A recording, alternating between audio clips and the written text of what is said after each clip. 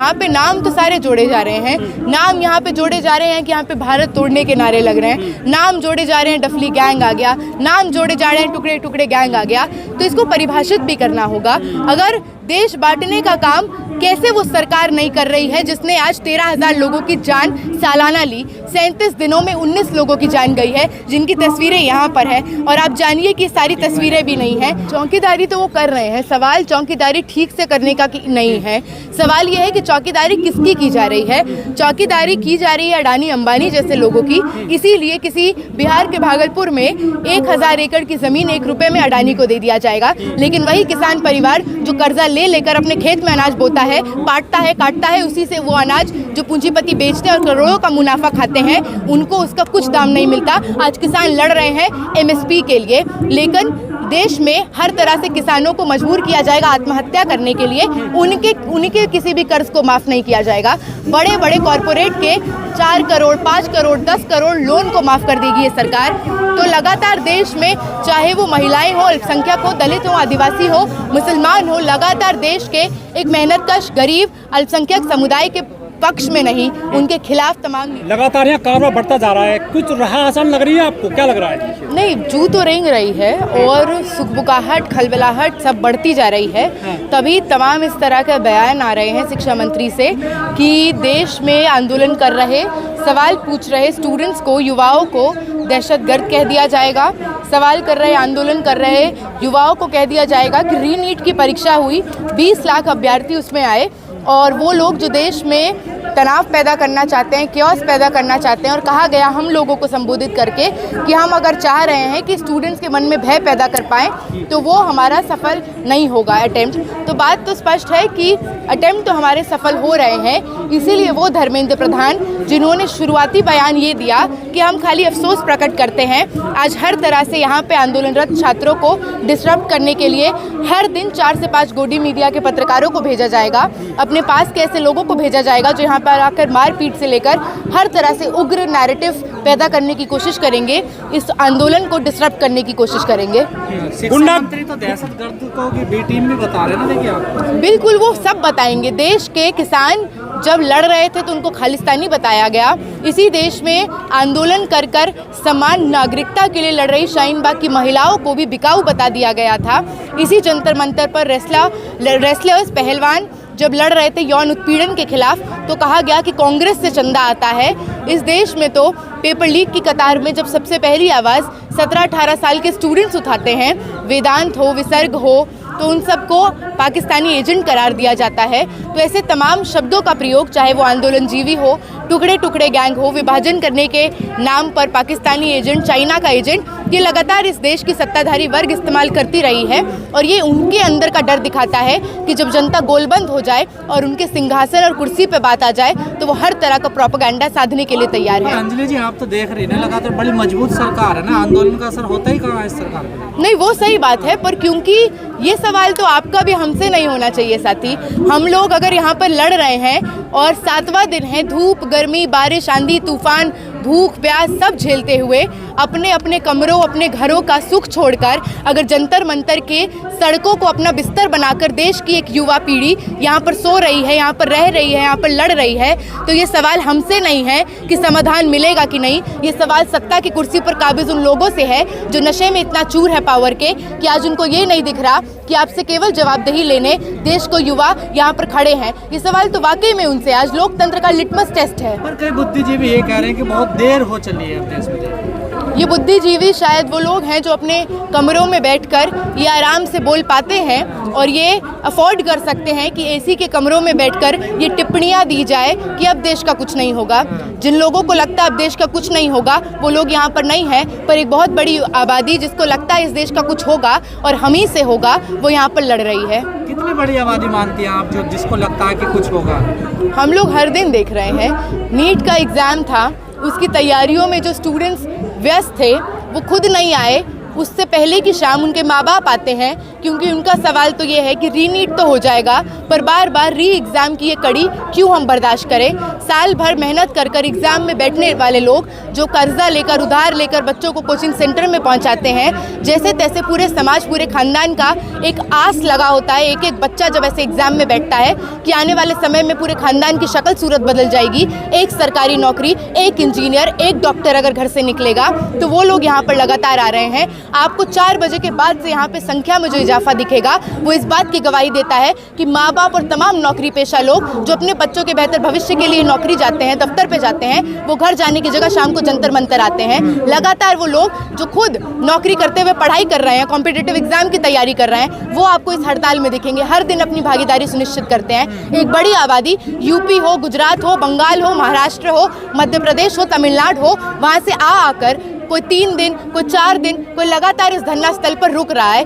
ये वो डेस्परेशन दिखाता है एक पूरी पीढ़ी का जिसने अपना सब कुछ बिका दिया, सब कुछ बेच दिया ताकि बेहतर भविष्य हो। तो आज ये लड़ाई खाली इस चीज़ की लड़ाई नहीं है कि धर्मेंद्र प्रधान को इस्तीफा देना होगा।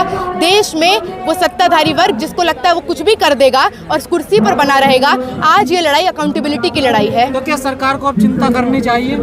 सरकार तो चिंता कर ही रही है, तभी आपको ऐसे तमाम लोग दिख जाएंगे जो यहाँ पे अपना प्रोपेगेंडा साधते हुए, अपनी टीआरपी बढ़ाते हुए यहाँ पे आएंगे और ये इस उम्मीद में आएंगे कि युवाओं को कुछ ऐसा बोल दे कि वहाँ से कुछ कंटेंट निकल जाए, कुछ प्रोवोक कर दे। तो ये उनकी बौखलाहट दिखाता है। हमला भी तो कर रहे हैं ना, हमला कर रहे हैं। एक व्यक्ति को इतनी जोर से मारा, उनका सर फट गया। वो अपनी बेटी के साथ यहाँ पर आए, उनकी बेटी जो तमाम इन परीक्षाओं में अपीयर हुई है, 12वीं का एग्ज़ाम दिया है। तो ये हमला लगातार हमने देखा, कहीं जयपुर में हमला होता है, कहीं दिल्ली में हमला होता है, रोज़ हो रहा है, कल रात को भी हमला हुआ है। तो ये तो बात स्पष्ट है कि क्योंकि आपको जवाबदेही देनी नहीं है, आपको सीधे आकर अकाउंटेबिलिटी का भी तो पहला पड़ाव कॉग्निजेंस है कि आपने इसको दर्ज किया कि देश में विरोध हो रहा है, आपके इस्तीफे के मांग के साथ विरोध हो रहा है। जब आपको इसको एक्सेप्ट नहीं करना तो आप क्या करेंगे? आप यहाँ पे मौजूद लोगों को डराने की कोशिश करेंगे और ये डराने की कोशिश है कि यहाँ पे बैरिकेड के बाहर आप देखेंगे तो आपको दिखेगा कि वाटर कैनन से लेकर डिटेंशन वैन की कड़ी लगी हुई है। आपको यहाँ पे दिखेगा ऑरेंज वेस्ट में यहाँ पे पुलिस के कर्मचारी घूमते रहते हैं जो लगातार यहाँ पर मौजूद लोगों की फ़ोटो लेते हैं, वीडियो लेते हैं। ये इस तरह का डर है कि अच्छा यहाँ पे प्रोटेस्ट करने आए हो सरकार के खिलाफ, तुम्हारी फ़ोटो, तुम्हारा नाम, तुम्हारा पता, ये सब हमारे पास है। यहाँ पे लगातार आपको दिखेगा कि ड्रोन से लोगों के ऊपर निगरानी की जाती है। तो हमला और निगरानी खाली फिजिकल नहीं होता, साइकोलॉजिकल भी होता है, जिसकी पूरी कोशिश यहाँ पे पुलिस व्यवस्था को आप दोनों आर पार बैरिकेड्स के देख लीजिए, वो देख के आपको मंजर समझ आ जाएगा। तो क्या सरकार की शिक्षा के प्रति कोई प्राथमिकता है या छात्रों को लेकर कोई उनके भविष्य के लिए? प्राथमिकता तो है पर छात्रों के प्रति नहीं है, मुनाफाखोरी के प्रति है। हर तरह से धांधलेबाजी अच्छे रूप से हो पाए उसके प्रति है। यहाँ पे कई लोग ये बात कह रहे थे कि धर्मेंद्र प्रधान बहुत निकम्मा और नकारा शिक्षा मंत्री है। मुझे लगता है भाजपा के काल में, चाहे वो स्मृति ईरानी हो, जावड़ेकर हो, ये तमाम लोग सबसे एफिशिएंट मिनिस्टर रहे क्योंकि इन्होंने भाजपा की नीतियों को लागू करने में कोई कसर नहीं छोड़ी। 1 लाख से ज़्यादा स्कूलों को बंद किया, एमफिल को ख़त्म किया, Maulana Azad national fellowship, pre matric scholarship को ख़त्म किया। देश में ये इंश्योर किया कि एक बड़ी आबादी जो मजदूर है, किसान है, गरीब परिवारों से आती है, उसके लिए शिक्षा के दरवाजे बंद किए जाए। ये इंश्योर किया कि आज किसी भी तरह की अच्छी नौकरी उसको मिलेगा जिसके जेब में पैसा है। तो ये एक बड़ी जनता के लिए तो विफल है, लेकिन सरकार के लिए बहुत सफल प्रशासन रहा है। ये कहना है कि अब प्री एग्जाम तो हो गया, तो अब क्या वजह है इस आंदोलन करने की? वजह स्पष्ट है कि बार बार क्या री एग्जाम देते रहेगा इस देश का युवा? और री एग्जाम तो उन पेपर में जिसमें आपकी धांधली पकड़ी गई, उन परीक्षाओं का क्या? हम कैसे मान लें कि तमाम परीक्षाएं जो आज होती हैं उसमें धांधलेबाजी नहीं होती? आप एनटीए को लाए, 17-18 में लाए, ये कहते हुए कि एफिशिएंसी होगा। एफिशिएंसी किस चीज़ का? एक प्राइवेट एंटिटी जिसमें 25 से भी कम परमानेंट कर्मचारी हैं जो हर चीज़ को आउटसोर्स करता है, पेपर बनाने से लेकर इन्विजिलेशन से लेकर कंप्यूटर से लेकर सेंटर से लेकर ट्रांसपोर्टेशन, वहाँ पे आपने अपने पक्ष के लोगों को फिट किया। और यही होता है, कहीं स्ट्रॉन्ग रूम से पेपर लीक हो जाएगा, कहीं टेलीग्राम पे पहुँच जाएगा, कहीं स्ट्रॉन्ग हाउस बन जाएगा, सेफ हाउस बन जाएगा, रिजॉर्ट में बैठाकर स्टूडेंट को एग्जाम से 2 दिन पहले क्वेश्चन पेपर दिया जाएगा, उन स्टूडेंट्स को जिन्होंने 20 लाख 25 लाख दिया। तो आपने तो एक ऐसे ढांचे को खड़ा किया इस देश में जो हर तरह से उन लोगों के पक्ष में काम करता रहा जिनके पास खूब पैसा है। अच्छा, मोदी जी बोले थे कि 2019 में कि हम चौकीदार हैं, वो प्रधान सेवक हैं। यदि वो चौकीदारी ठीक से कर रहे हैं देश में तो पेपर लीक क्यों हो रही है? चौकीदारी तो वो कर रहे हैं, सवाल चौकीदारी ठीक से करने का नहीं है। सवाल ये है कि चौकीदारी किसकी की जा रही है। चौकीदारी की जा रही है अडानी अंबानी जैसे लोगों की, इसीलिए किसी बिहार के भागलपुर में 1000 एकड़ की ज़मीन 1 रुपये में अडानी को दे दिया जाएगा, लेकिन वही किसान परिवार जो कर्जा ले लेकर अपने खेत में अनाज बोता है, काटता है, उसी से वो अनाज जो पूंजीपति बेचते हैं और करोड़ों का मुनाफा खाते हैं, उनको उसका कुछ दाम नहीं मिलता। आज किसान लड़ रहे हैं MSP के लिए, लेकिन देश में हर तरह से किसानों को मजबूर किया जाएगा आत्महत्या करने के लिए। उनके किसी भी कर्ज को माफ़ नहीं किया जाएगा। बड़े बड़े कॉरपोरेट के 4 करोड़ 5 करोड़ 10 करोड़ लोन को माफ़ कर देगी ये सरकार। तो लगातार देश में चाहे वो महिलाएं हो, अल्पसंख्यक हो, दलित हो, आदिवासी हो, मुसलमान हो, लगातार देश के एक मेहनतकश गरीब अल्पसंख्यक समुदाय के पक्ष में नहीं, उनके खिलाफ तमाम नीतियाँ आई। उमर खालिद का नाम जोड़ा जा रहा है, उमर खालिद का नाम जोड़ा जा रहा है इस आंदोलन से। वो जेल में है जबकि। सर, इसकी बात नहीं है ना, यहाँ पे नाम तो सारे जोड़े जा रहे हैं। नाम यहाँ पे जोड़े जा रहे हैं कि यहाँ पे भारत तोड़ने के नारे लग रहे हैं। नाम जोड़े जा रहे हैं डफली गैंग आ गया, नाम जोड़े जा रहे हैं टुकड़े टुकड़े गैंग आ गया। तो इसको परिभाषित भी करना होगा। अगर देश बांटने का काम कैसे वो सरकार नहीं कर रही है जिसने आज 13,000 लोगों की जान सालाना ली, 37 दिनों में 19 लोगों की जान गई है, जिनकी तस्वीरें यहाँ पर है। और आप जानिए कि सारी तस्वीरें भी नहीं है, ये सारी तस्वीरें नहीं है। गांव का गरीब का किसान का बेटा डॉक्टर बन पाएगा ऐसी हालत में?